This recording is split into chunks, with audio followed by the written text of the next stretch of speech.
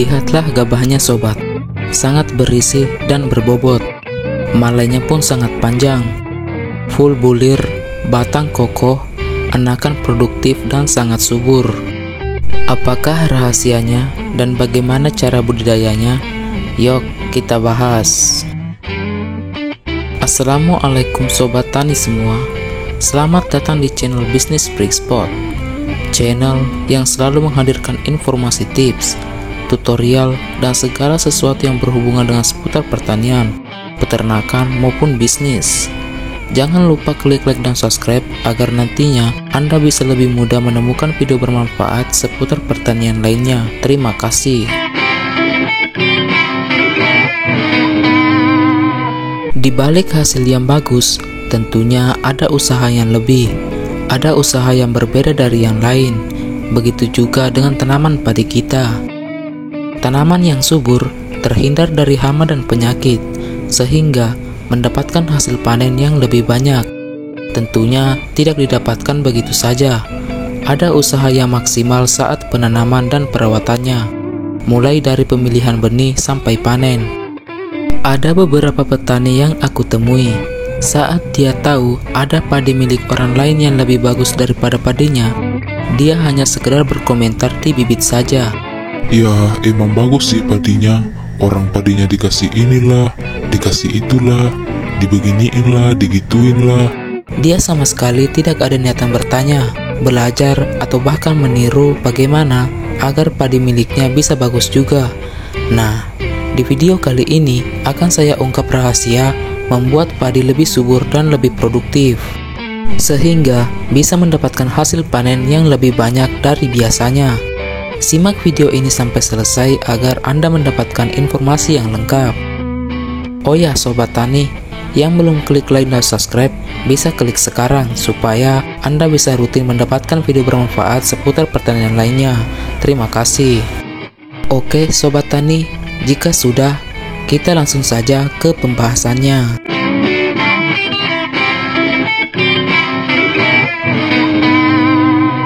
Untuk cara yang pertama, agar mendapatkan hasil panen yang melimpah tanpa menggunakan terlalu banyak pupuk urea yang saat ini semakin langka, kita bisa menyemprotkan menggunakan pupuk MKP pada tanaman padi kita.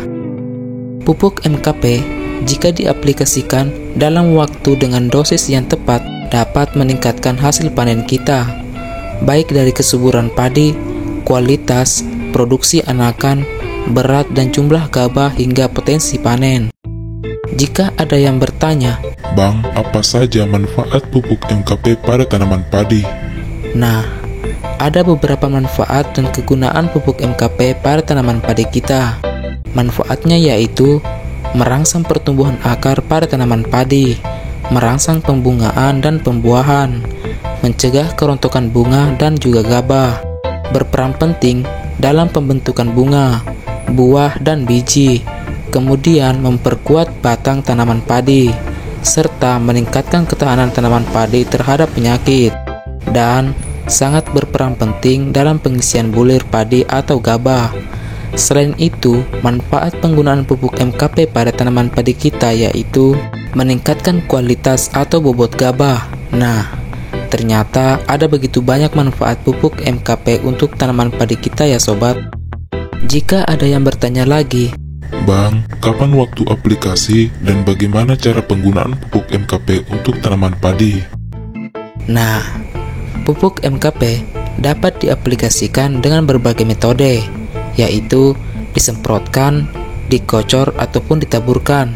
Namun, kalau untuk tanaman padi, pupuk MKP lebih efektif apabila diaplikasikan dengan cara disemprotkan ya sobat. Kalau untuk waktu aplikasi pupuk MKP pada tanaman padi yaitu ketika tanaman padi menjelang proses pembungaan, dilakukan setiap 7 hari sekali sampai masa pengisian bulir. Hentikan penyemprotan pupuk MKP ketika malai padi sudah keluar hingga masa penyerbukan malai sudah selesai, karena dapat mengganggu proses penyerbukan ya sobat. Penyemprotan MKP dapat dilanjutkan lagi ketika masa penyerbukan bunga sudah selesai.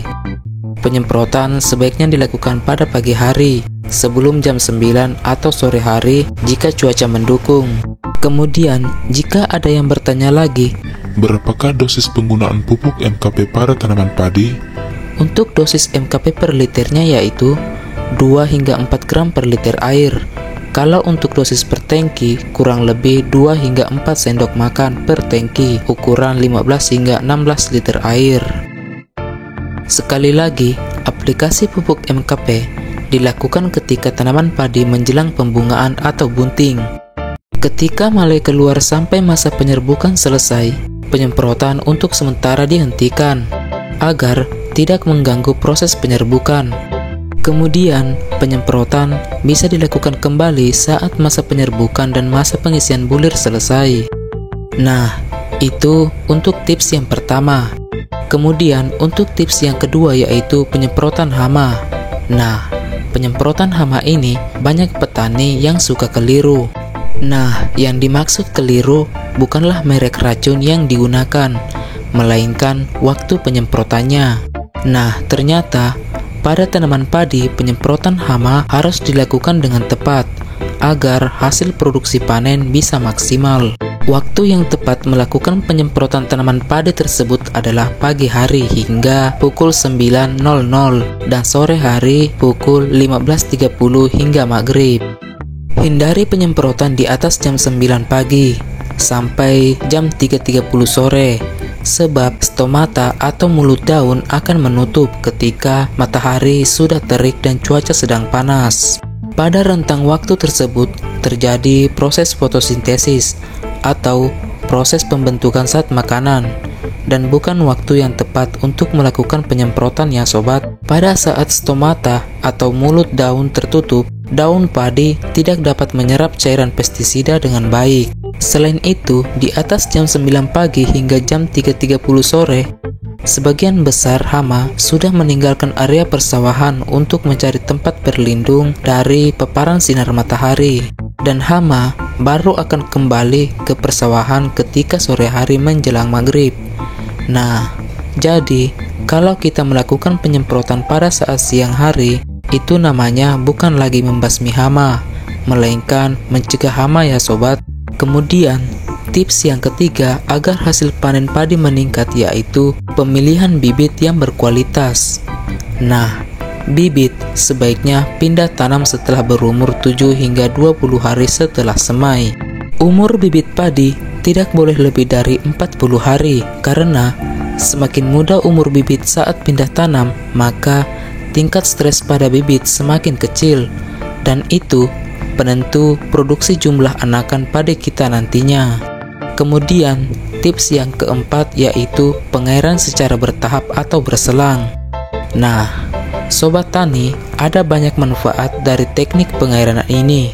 Antara lain yaitu memberikan kesempatan pada akar agar tumbuh bagus, mencegah keracunan zat besi pada tanah yang baru digunakan, mencegah penimbunan asam organik dan gas hidrogen sulfida, mengaktifkan jasa krenik, mengurangi tanaman rebah akibat sukulen, mengurangi jumlah anakan tidak produktif, membuat gabah dan waktu panen seragam, memudahkan pembenaman pupuk ke dalam tanah, mempermudah pengendalian hama. Nah, untuk caranya yaitu saat tanaman berumur 3 hari setelah tanam, petakan sawah dialiri air dengan tinggi 5 cm, dan 2 hari setelahnya tidak perlu diberi air lagi. Nanti, sawah baru diberi air lagi sampai tergenang saat 5 hingga 7 hari setelah tanam. Cara tersebut terus dilakukan sampai fase anakan maksimal. Pada fase pembentukan malai hingga pengisian biji, sawah perlu terus digenangi air. Namun, 10-15 hari sebelum panen, sawah perlu dikeringkan. Nah, sobat tani, itulah beberapa tips untuk meningkatkan hasil panen pada tanaman padi. Semoga bermanfaat. Sampai jumpa di video berikutnya.